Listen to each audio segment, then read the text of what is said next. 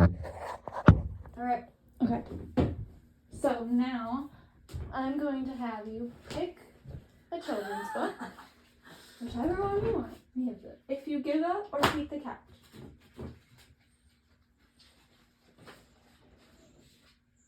I want to Pete the Cat at the beach. Okay. And then I'm going to show you what we're going to do first.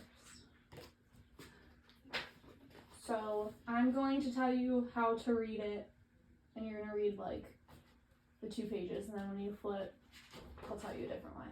Okay. That makes sense. So like this one, like read as if you were tired. It is a hot day.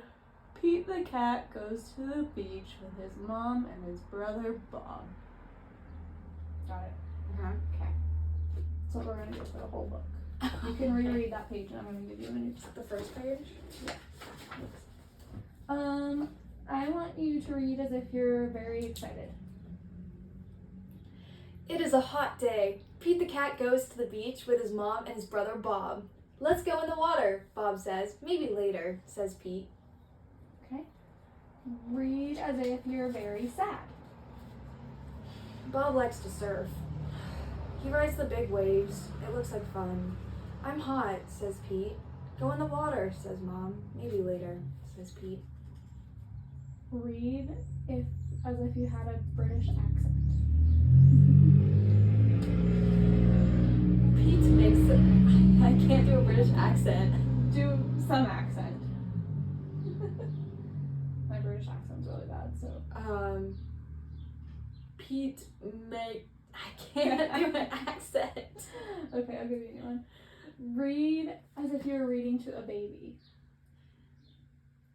Pete makes a sandcastle. His mom helps him dig. Here comes a big wave, and there goes Pete. Read as if you were singing a song. Do I have to sing the words? Mm-hmm. Oh no! Where did his sandcastle go? Bob rides a big wave. Wow, says Pete. That looks like fun. That one was good. Read as if you were a robot. Pete and his mom take a walk. They find seashells. They see a crab. Pete's feet get wet. His feet feel cool. The rest of him is hot. Read in a high-pitched voice. It is time for lunch. Pete eats a sandwich. He drinks lemonade. The sun is very hot, and Pete is very, very hot. Bob is wet and cold. Read as if you were a monster. Like a growl? Yeah.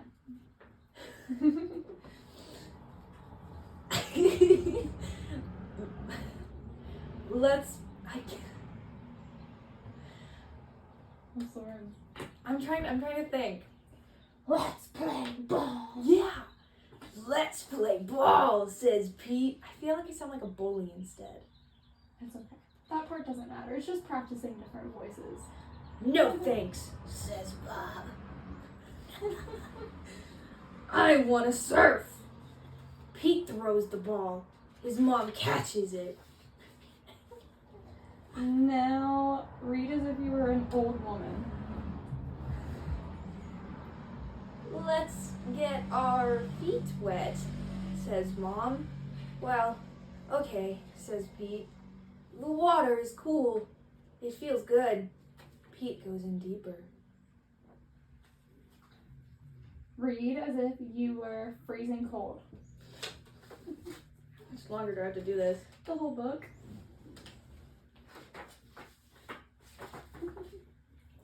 Wait, as if I'm cold? Yep. Ooh, Bob waves to Pete. I want to show you how to surf, he yells. Pete does not say maybe later. He says, let's do it. Read as if you were a 3-year-old, pretending that the 3-year-old knows how to read. Okay. Like learning how to read? Sure. Whatever you're interpretation is. lie on the board, says Bob. I feel stupid doing this. Pete lies on the board. Paddle, says Bob. Pete paddles out. He waits for a big wave. Read as if you are very fancy. Watch me do a British accent for this. I know. I'm trying to think. No. Give me a second. I'm trying to think about how to do this. Okay. I would read as if I'm fancy. I'm not fancy. A big wave is coming. Stand up, says Bob. Pete stands up. Is that fancy? Sure. I don't really know what fancy is supposed to sound like. How many pages? No, just a couple. This one might be hard, but we're gonna try it. Read as if you were a soldier. As if I were a soldier? Sorry, guys, sorry. Okay. Then Pete falls down. It was scary, but it did not hurt. Try again later, says Bob. Pete wants to try again now. Read in a whisper voice. Pete lies down again. He paddles out and waits. Here comes the wave. Pete stands up. This time he rides the wave. Good job, says Bob. Read as if you were scared. Pete wants to surf all day. Bob does too, so they take turns. Pete and Bob rock and roll with the waves. What a great day. So it's the last page. Read as if you were shocked. It is okay to be afraid, but it is more fun to surf. That's more questioning than shocked, but that's okay. Okay, so I think that was a good representation of how you can change your voice while you're reading. So, we're going to kind of do the same thing that we did before. I want you to pay attention to the expression that you are reading with. And I also want you to be able to score yourself 10 out of 12 on this one. 10 out of 12? Yes. What about 12 out of 12? Well, our goal for now is 10. So, hold on. 10 is a loser goal. I can make it 12. Okay, can I use your phone again, please? Yeah. And I think this one is good for this since we just practiced because it's got some quotes and stuff. So, Okay. pay attention to the dialogue. Look at you, you're figuring it out. Okay, whenever you're ready. I didn't even see that you handed me this. Okay. In a land full of rivers, mountains, lakes, and forest animals, indigenous people have traditionally used folk tales to pass down traditions. These stories endured through generations and are an extraordinarily fascinating aspect of Native American culture. Crow Brings Daylight is one of those stories. Crow Brings Daylight is a myth of the Inuit people who lived and still live in the northernmost parts of North America. Long ago, when the world was still new, the Inuit lived in the darkness of their home, farther north than light would travel. The people had never heard of daylight until Crow came upon them and told them of the brilliance of daylight. Even then, they did not believe him.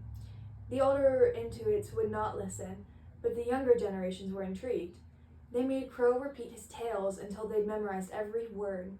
Imagine how much easier hunting and fishing would be, one said. Yes, and the advantage of seeing a polar bear before he attacks, replied another. Soon, the youthful yearning for daylight was so strong they begged Crow to bring it back with him. Crow was old and tired. He did not know if he could make the journey, but he longed to help the Inuit live under the light. Crow flew for many miles through the endless darkness of the north.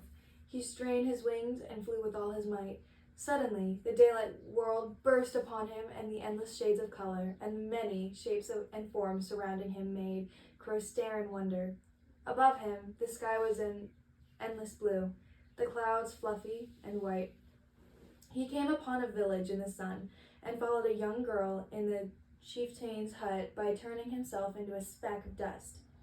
He floated into a child's ear and told her to play with the orbs of light that were in a box in the hut, and then to bring one outside.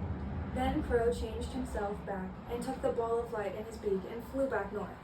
Once there, the orb shattered on the ground and gave the Inuit people daylight. However, Crow was old and tired. He said that he must rest every 6 months before bringing the light again. Even so, the journey shortened Crow's life, but he did it for the people. So, the Inuit people have 6 months of daylight and 6 months of darkness. And they are always kind to Crow. Okay. So now I want you to take a couple minutes and answer the questions.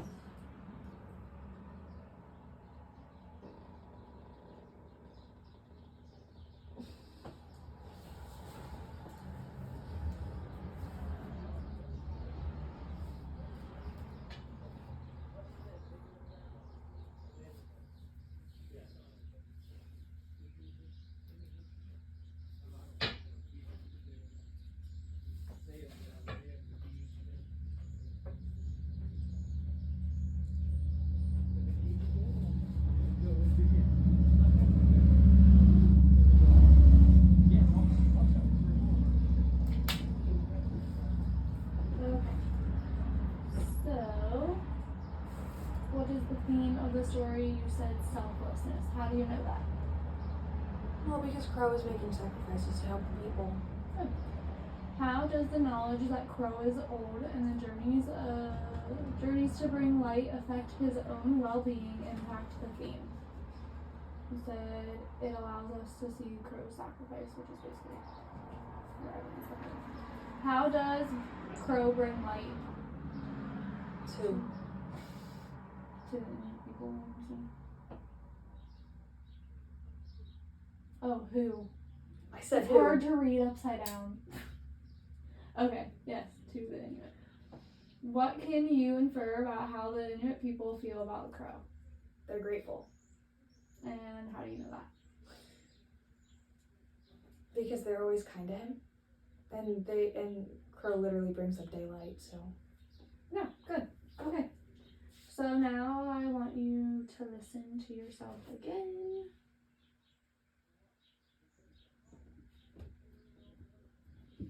Should I just take... I know I didn't take a picture. Maybe I accidentally took a picture after the video. Rivers, There we go. mountains, lakes, and forest animals, indigenous people have traditionally used folk tales to pass down traditions. These stories endured through generations and are an extraordinarily fascinating aspect of Native American culture. Crow Brings Daylight is one of those stories. Crow Brings Daylight is a myth of the Inuit people who lived and still live in the northernmost parts of North America. Long ago, when the world was still new, the Inuit lived in the darkness of their home, farther north than light would travel. The people had never heard of daylight until Crow came upon them and told them of the brilliance of daylight. Even then, they did not believe him. The older Inuits would not listen, but the younger generations were intrigued. They made Crow repeat his tales until they memorized every word. Imagine how much easier hunting and fishing would be, one said. Yes, and the advantage of seeing a polar bear before he attacks, replied another. Soon, the youthful yearning for daylight was so strong they begged Crow to bring it back with him. Now go ahead and do this again by yourself. And I'm going to do one on you at the same time.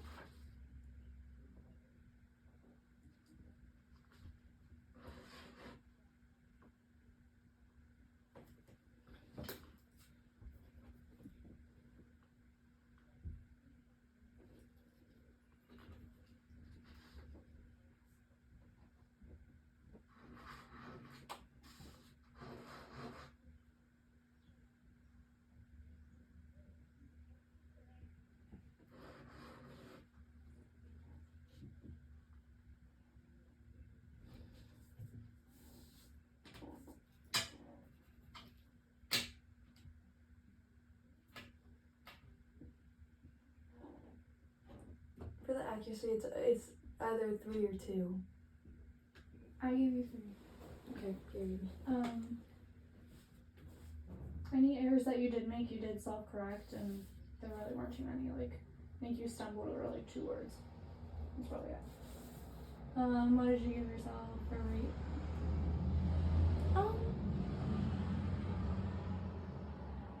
Probably 2. So we put pretty much all the same things. I mean, the only thing with expression, I kind of debated for a minute, 2 or 3. I feel like you obeyed punctuation marks, but also added punctuation in the middle of sentences. So that's just something to look for or look into. And then, I mean, you did good on all the comprehension questions, so I feel like you understood the text that you read, which is good.